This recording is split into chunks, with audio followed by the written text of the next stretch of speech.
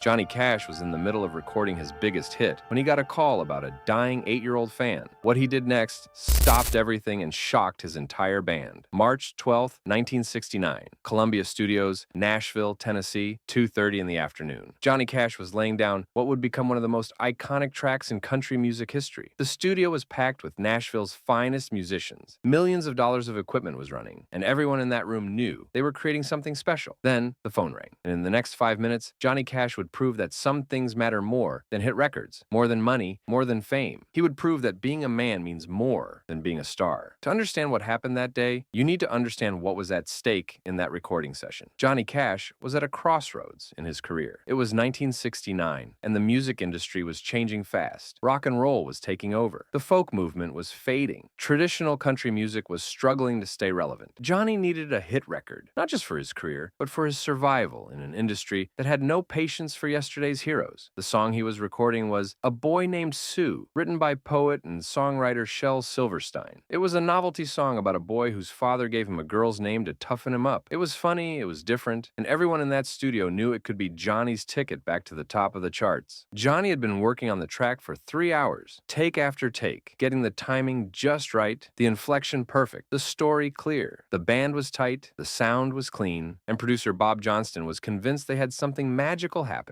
At 2:30 p.m., they were in the middle of what felt like the perfect take when the studio phone rang. In 1969, studio phones didn't ring during recording sessions unless it was an emergency. Studios had strict policies about interruptions. When you were laying down tracks, the outside world didn't exist. But this call was different. The studio assistant, a young woman named Linda Hayes, answered the phone in the control booth. She spoke quietly for about 30 seconds. Then her face went pale. She looked through the glass at Bob Johnston, the producer, and made urgent gestures. Johnston held up his hand to stop the recording. "Hold on, everybody. Take 5. Johnny set down his guitar and watched as Johnston walked into the control booth. Through the glass, he could see Linda talking rapidly, her face serious, her voice urgent. Johnston's expression changed from annoyed to concerned, to something that looked like disbelief. After about 2 minutes, Johnston walked back into the studio. His face was grave. "Johnny, there's someone on the phone who needs to talk to you. It's about a fan." "A fan?" Johnny was confused. "Bob, we're in the middle of the best take we've had all day." "I know, but Johnny, this is different. This is about a kid in the hospital." The studio fell silent. When Bob Johnston said something was important, it was important. Johnston had produced records for Bob Dylan, Leonard Cohen, and now Johnny Cash. He wasn't a man who interrupted million-dollar recording sessions for trivial matters. Johnny walked to the control booth and picked up the phone. On the other end was a voice he didn't recognize, a woman speaking quickly, nervously. "Mr. Cash, my name is Margaret Wilson. I'm a nurse at Children's Hospital in Memphis. I'm so sorry to bother you, but we have a situation here, and I didn't know who else to call." "What kind of situation?" "Sir, we have an 8-year-old boy named Tommy Peterson. He's been a patient here for 3 months. He has acute leukemia and—" Her voice broke slightly. "The doctors don't think he has much time left." Johnny felt his chest tighten. "I'm sorry to hear that, but I'm not sure how I can help." "Mr. Cash, this little boy's your biggest fan. His room is covered with your pictures, your album covers. He knows every one of your songs by heart. He's been asking every day if you might come to see him, and we keep telling him that you're probably very busy. But what? But last night, Tommy took a turn for the worse. He's been asking for you constantly. He keeps saying he just wants to meet Johnny Cash before he goes to heaven." "Mr. Cash, I know this is a lot to ask, but would there be any way you could possibly—" Margaret Wilson didn't need to finish the sentence. Johnny knew what she was asking. "Where are you located?" "Children's Hospital in Memphis. It's about 3.5 hours from Nashville." Johnny looked through the glass at the studio full of musicians, at the expensive equipment, at Bob Johnston, who was watching his face carefully. Everyone in that room was depending on this recording session. There were contracts, deadlines, money, careers on the line. "Ma'am, what's the boy's full name?" "Tommy Peterson. He's in room 314. I'll be there in 4 hours." The silence on the other end of the phone lasted about 10 seconds. Then, Margaret Wilson started crying. "Mr. Cash, do you mean that? Are you really coming?" "I'm already walking to my car." Johnny hung up the phone and walked back into the studio. 12 musicians looked at him expectantly. Bob Johnston was staring at him like he'd lost his mind. "Guys, we're done for today." The room erupted in confused voices. "What do you mean we're done?" "Johnny, we were getting close to something perfect. We've got studio time booked through 6 p.m. The label is expecting this track by Friday." Johnny held up his hand for silence. "There's a kid in Memphis who's dying. He wants to meet me. I'm going to go meet him." Bob Johnston stepped forward. "Johnny, I understand the sentiment, but we can do this tomorrow. We've got momentum here. We've got a hit record happening." Johnny looked at his producer, a man he respected, a man who understood music as well as anyone in Nashville. "Bob, how many hit records have you made?" "I don't know, dozens." "How many dying kids have you met?" Johnston didn't answer. "This record will still be here tomorrow. This kid might not be." Johnny started unpacking his guitar. The musicians watched in stunned silence. Carl Perkins, who was playing guitar on the session, finally spoke up. "Johnny, are you serious about this?" "Dead serious. You're walking away from a potential #1 record to visit a kid you don't know?" Johnny stopped and looked at his old friend. "Carl, do you have kids?" "You know I do. What if it was one of your kids in that hospital bed? What if your kid was dying and his hero could come see him but chose to make a record instead?" Carl nodded slowly. "I'd want the hero to come. Then you understand." Johnny finished packing his guitar and headed for the door. As he reached it, he turned back to the room full of confused, frustrated musicians. "Boys, I know this doesn't make business sense. I know we're walking away from something that could be big, but I've been thinking a lot lately about what really matters. And I think what really matters is not how many records you sell, but how you treat people who can't do anything for you." Tommy Marshall, the drummer, called out, "Johnny, what do we tell the label?" "Tell them Johnny Cash had something more important to do." Johnny walked out of Columbia Studios at 2:45 p.m. and drove straight home to get June. He wasn't going to the hospital alone. June Carter Cash was in the kitchen when Johnny burst through the door. She took one look at his face and knew something serious was happening. "What's wrong?" Johnny explained about the phone call, about Tommy Peterson, about walking out of the recording session. June listened without interrupting, and when he finished, she was already reaching for her purse. "Give me 2 minutes to change clothes." By 3:15 p.m., Johnny and June were on the road to Memphis. Johnny drove fast but carefully, his mind racing. He didn't know what he was going to say to a dying 8-year-old. He didn't know if his presence would help or just make things harder, but he knew he had to try. They arrived at Children's Hospital in Memphis at 6:45 p.m. Margaret Wilson was waiting for them at the front desk, and when she saw Johnny walk through the doors, she started crying again. "Mr. Cash, I can't believe you actually came. How is Tommy? He's been asking about you all afternoon. When I told him you were coming, he perked up for the first time in days. But Mr. Cash, I should prepare you. He's very sick. He's lost a lot of weight. He might not look like what you're expecting." Johnny nodded. "Can we see him?" Margaret led Johnny and June through the hospital corridors. Children's hospitals have their own smell, their own energy. It's a mix of hope and heartbreak, of miracles and tragedies happening side by side. Room 314 was at the end of a long hallway. Margaret knocked softly and opened the door. "Tommy, there's someone here to see you." Johnny walked into the room and saw Tommy Peterson for the first time. The boy was tiny, maybe 50 pounds, with pale skin and big eyes that seemed too large for his face. He was wearing Johnny Cash pajamas and was surrounded by Johnny Cash posters, album covers, and photographs. When Tommy saw Johnny, his face transformed. The pain and exhaustion disappeared for a moment, replaced by pure joy. "Johnny Cash," Tommy whispered. "You're really here." Johnny walked to the bedside and sat down in the chair next to Tommy's bed. "Hey there, partner. I hear you're a fan of my music." Tommy nodded eagerly. "I know all your songs. Everyone. Want to hear me sing Ring of Fire?" "I'd love to." Tommy started singing in a thin but clear voice. He knew every word, every note. When he finished, Johnny applauded. "That was beautiful, Tommy. You've got a good voice. I want to be a singer like you when I grow up." The words hung in the air. Tommy said them with such hope, such certainty, that it took everything Johnny had not to break down right there. "Well, you've certainly got the talent for it." For the next 2 hours, Johnny and June sat with Tommy Peterson. They talked about music, about Johnny's childhood, about Tommy's favorite songs. Johnny told stories about his early days, about the first time he performed on stage, about the mistakes he'd made along the way. Tommy asked questions that only a true fan would ask. What was Johnny's first guitar? How did he learn to sing so low? What was it like working with June? Johnny answered every question with patience and genuine interest. He didn't talk down to Tommy or treat him like a sick child. He talked to him like a fellow musician, like someone whose opinion mattered. Around 9 p.m., Tommy started getting tired. The medications and the excitement were wearing him down. But before Johnny could leave, Tommy had one more request. "Johnny, would you sing He Stopped Loving Her Today for me?" Johnny was confused. "Tommy, that's not one of my songs. That's a George Jones song." Tommy smiled weakly. "I know, but it's my favorite song in the whole world, and I want to hear you sing it." Johnny looked at June, who nodded encouragingly. Johnny took out his guitar, tuned it quietly, and sang George Jones's masterpiece in his deep, distinctive voice. By the time he finished, Tommy was asleep. Johnny and June sat quietly for a few more minutes, watching the boy sleep peacefully for the first time in days, according to Margaret Wilson. As they prepared to leave, Tommy woke up briefly. "Johnny?" "Yeah, buddy. Thank you for coming. This was the best day of my whole life." Johnny leaned down and kissed Tommy's forehead. "It was one of the best days of mine, too." Tommy Peterson died 3 days later, on March 15th, 1969. Margaret Wilson called Johnny to let him know. She said that Tommy had talked about nothing but Johnny's visit during his final days. He told everyone, nurses, doctors, other patients, about the time Johnny Cash came to see him. Johnny attended Tommy's funeral in Memphis. It was a small service, mostly family and hospital staff. Johnny didn't announce his presence. He just came to pay his respects to a little boy who had reminded him what really mattered. After the service, Tommy's parents, Bill and Helen Peterson, approached Johnny. "Mr. Cash, we can't thank you enough for what you did for Tommy." "I didn't do anything special." "Yes, you did," Helen Peterson said, tears streaming down her her face. "You gave our son 3 days of happiness when we thought happiness was impossible. You made him feel important. You made him feel loved." Bill Peterson added, "Mr. Cash, the doctors told us Tommy wouldn't last through the weekend, but after your visit, he held on for 3 more days. He was telling everyone about you. He was happy. You gave us 3 more days with our happy little boy." Johnny drove back to Nashville that day, thinking about Tommy Peterson, about the conversation in the hospital, about what the boy's parents had said. He thought about the recording session he'd walked away from, about the confused looks on his band members' faces, about the potential hit record that was still sitting in Columbia Studios waiting to be finished. The next day, Johnny went back to the studio. Bob Johnston was there, along with most of the same musicians from the previous session. "Johnny," Bob said carefully, "how did it go? The kid died yesterday." The studio fell silent. "I'm sorry, Johnny." Johnny unpacked his guitar. "Let's make a record." A Boy Named Sue was finished in 2 takes that day. Everyone in that studio played with an intensity and emotion they hadn't had before. The song became one of Johnny Cash's biggest hits, reaching number 2 on the country charts and number 1 on the pop charts. But the success of A Boy Named Sue wasn't what Johnny remembered most about that week. What he remembered was sitting next to a dying 8-year-old who knew all his songs, who dreamed of being a singer, who spent his last days happy because his hero had taken the time to visit him. Years later, Johnny would often tell the story of Tommy Peterson when people asked him about the most important moment of his career. He would say that walking out of that recording session was the easiest decision he'd ever made. "People ask me about my biggest hits, my most successful albums, my awards and achievements," Johnny would say. "But the thing I'm most proud of is spending 2 hours with a little boy who needed to know that somebody cared about him." The story of Tommy Peterson became legendary in Nashville. Musicians would tell it to each other, a reminder that fame and success mean nothing if you forget your humanity along the way. Bob Johnston later said that Johnny's decision to leave the recording session changed how he viewed the music business. "I realized that day that we were making records for people like Tommy Peterson, real people with real lives and real problems." Johnny never forgot that. In 1985, 16 years after Tommy Peterson's death, Johnny Cash established the Tommy Peterson Children's Fund, which provided music therapy programs for terminally ill children in hospitals across the country. The fund has helped thousands of kids over the years, bringing musicians to bedsides, providing instruments for young patients, and creating moments of joy in the darkest times. Margaret Wilson, the nurse who made that phone call to Columbia Studios, later said that watching Johnny with Tommy was one of the most beautiful things she'd ever witnessed. "Johnny didn't just visit Tommy," she said. "He connected with him. He treated him like his opinions mattered, like his dreams were important. For 2 hours, Tommy wasn't a dying child. He was Johnny Cash's friend." The recording session that Johnny walked away from became one of the most talked about moments in music history, not because of what was recorded, but because of what was left unrecorded. Johnny Cash proved that day that some things are more important than hit records. A Boy Named Sue became a classic, but the real legacy of March 12, 1969 was the reminder that kindness matters more than commerce, that humanity matters more than success, and that sometimes the most important thing a star can do is remember that they're human first. Tommy Peterson lived for 8 years and died at the age of 8. But in his final days, he experienced something that most people never get: the knowledge that his hero cared about him as much as he cared about his hero. Johnny Cash walked out of a $1 million recording session to sit by the bedside of a dying child. He didn't do it for publicity. He didn't do it for recognition. He did it because it was the right thing to do. And in doing so, he proved that the most important songs aren't always the ones you record in studios. Sometimes the most important song is the one you sing to an audience of 1 in a hospital room for a little boy who just wanted to meet his hero before he went to heaven. The phone call that interrupted Johnny's recording session lasted 30 seconds. Johnny's response lasted a lifetime, both for Tommy Peterson and for everyone who heard the story and remembered what it means to be human.